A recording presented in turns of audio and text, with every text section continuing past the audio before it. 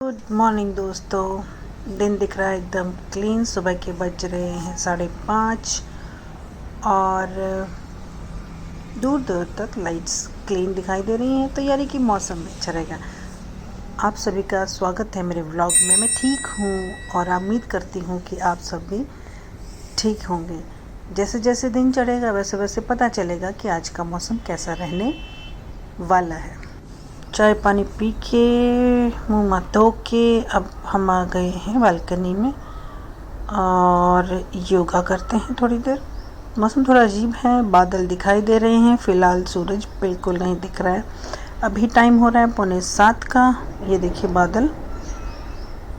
Hope so कि बारिश आए और होप सो कि बादल चले जाएं और धूप फिर से आए। तो चलिए करते हैं योगा स्टार्ट। मौसम काफ़ी सुहाना है और बाहर उतनी ठंड नहीं है, तो आज सोच रही हूँ कि बालकनी में बैठकर ही योगा किया जाए। जब बादल होते हैं ना तो आसपास देखने में बड़ा अच्छा लगता है। योगा मैट बिछा लिया है, सेटिंग कर ली है और मैं फ्लूट साउंड चलाती हूँ जब भी योगा करती हूँ, मुझे अच्छा लगता है। तो चलिए स्टार्ट करते हैं योग प्राणायाम।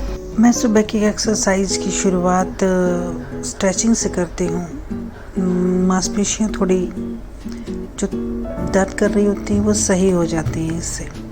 शुरुआत यहाँ से होती है, उसके बाद मैं उठक बैठक बोलते हैं उसको, वो करती हूँ।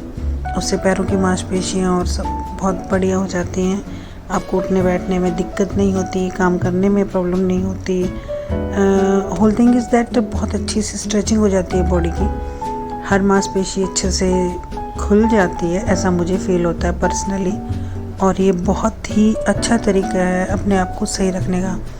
भले ही हम सुनते हैं सबको, ये बड़े बड़े योगा अभ्यास कराने वाले लोगों को, लेकिन मैं बहुत गहन तो नहीं जानती, लेकिन इतना जानती हूँ कि ये जो हल्की फुल्की हम करते हैं ना, इससे पूरे दिन हम एनर्जेटिक रहते हैं। आजकल हम काम वाम ख़त्म होता है तो सभी फ़ोन देखना शुरू कर देते हैं और कई बार हम बहुत ज़्यादा टाइम लगा देते हैं फ़ोन्स पे, जिससे आपकी गर्दन अकड़ जाती है। मुझे ये अकड़न होती है बहुत ज़्यादा और मेरे हर बॉडी पार्ट में मुझे ये अकड़न फील होती है। लेकिन अगर मैं ये योगा और ये छोटे मोटे एक्सरसाइज डेली करती हूँ ना 1 घंटे के आसपास, तो बहुत अच्छी। मैं इसलिए नहीं करती कि मुझे बहुत पतला होना है या ये वो, नहीं, मैं जैसी हूँ मैं खुश हूँ।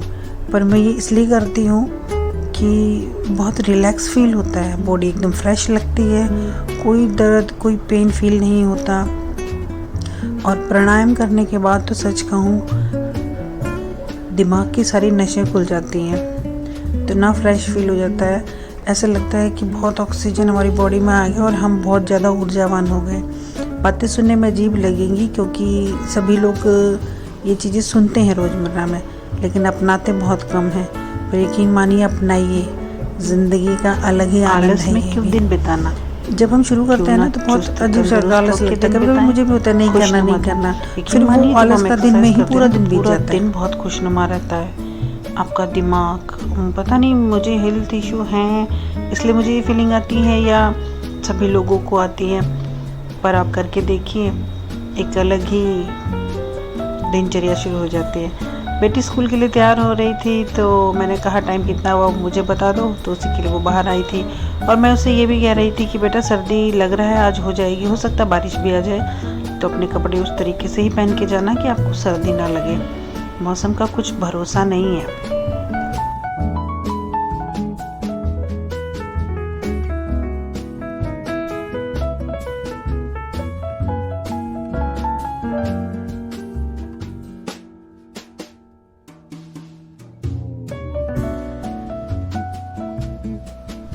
आप लोगों ने कभी मेडिटेशन ट्राई किया है? नहीं तो कीजिए। आप अपनी ज़िंदगी का 1 से 1.5 घंटा निकालिए, योगाभ्यास कीजिए और आध घंटे के लिए मेडिटेशन कीजिए। बड़ी शिद्दत से आंखें बंद कर कर वो एक अलग दुनिया है जिसमें आप खो जाएंगे। बात थोड़ी अजीब लग रही होगी, लेकिन अगर करके देखेंगे तो अजीब नहीं लगेगी, आपको बहुत सुकून मिलेगा और ये सुकून बहुत ज़रूरी है। तो योगा बस ख़त्म करने के बाद मैं जा रही थी किचन में। और हाँ, ये देखिए मेरे ये पिटोनिया जो रखे हुए थे ना इधर, अब इनमें कलियां खिल गई हैं, तो इससे पता चल रहा है कि इसमें डार्क पर्पल कलर के फ्लावर आने वाले हैं और बहुत ज़्यादा कलियां आई हैं, तो बहुत फूल भर भर के आएंगे अभी। और ये रेड वाला तो मेरा चल ही रहा है, इसमें जो कलियां फूल खिल के मुरझा गए थे वो मैंने तोड़ के निकाल दिए हैं। वेस्ट से लगता है फिर वो गंदे दिखते हैं, तो उनको निकाल देना चाहिए। और मौसम देखो बादलों से घिरा हुआ है। अभी 7:45 का टाइम हो रहा है तकरीबन, और आज सूरज महाराज अब तक निकले नहीं हैं, तो मौसम ख़राब रहने वाला है ऐसा फील हो रहा है। और ये मेरा दूसरा पिटोनिया, इसमें वाइट कलर के कितने अच्छे फूल आए और कितनी सारी कलियाँ खिली हैं। मुझे लग रहा है मेरे ये वाले प्लांट्स ना फूलों से एकदम लद जाएंगे। यही फरवरी मार्च में तो इतने खिलते हैं ना इनमें फूल, पूछो ही मत। तो ऐसे करते करते मैं आ गई थी किचन में, फटाफट से धोए हाथ और तैयारी में पहले करके गई थी। आलू मैंने उबाल दिए थे, आटा वाटा लगा के गई थी, तो अभी बनाने आलू के पराठे। आजकल एक्चुअली मैं पराठे नहीं बनाती, आलू भर के रोटी बना लेती हूँ और उस रोटी को फिर मक्खन से खाते हैं।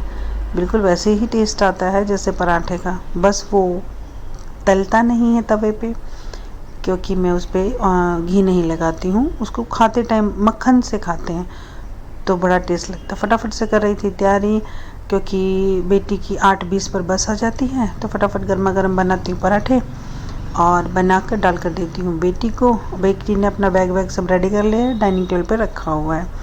और वो भी अंदर अपने, उसने पेरेसिंग वगैरह कराई थी ना, तो उसके कानों में थोड़ा दर्द रहता है, तो वही ऑयल वगैरह लगाने गई है। सरसों का तेल और हल्दी जो सभी लगाते हैं जिससे कि पकता नहीं है, पर बेचारी के कान में काफ़ी पेन हो रहा है। वो आ गई है, मैंने उसको फटाफट डाल के दिया खाना और वो खा रही है और मेरे खाने की तारीफ़ भी कर रही है, जो सुन के मुझे बहुत ही अच्छा और लगा और खुशी भी हुई। जब भी हम बनाएं और बच्चे खुश होकर खाएं तो और क्या ही चाहिए।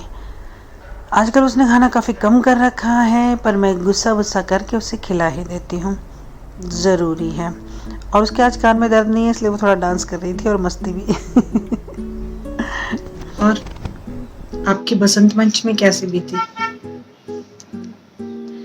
वैसे सभी लोग तो सेलिब्रेट नहीं करते हैं, मतलब स्पेशली कुछ ऐसा होता नहीं है, पर हमारे इधर तो सोसाइटी में हवन पूजा थी, उसमें गए थे।